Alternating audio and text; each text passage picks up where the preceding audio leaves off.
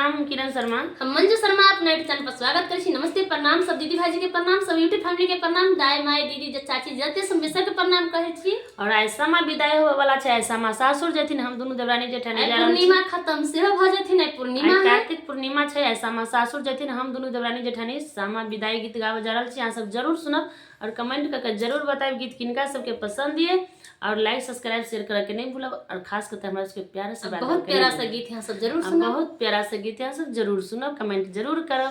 और खास करके हमर बउआ से साथ ने उनको दे प्यार आशीर्वाद।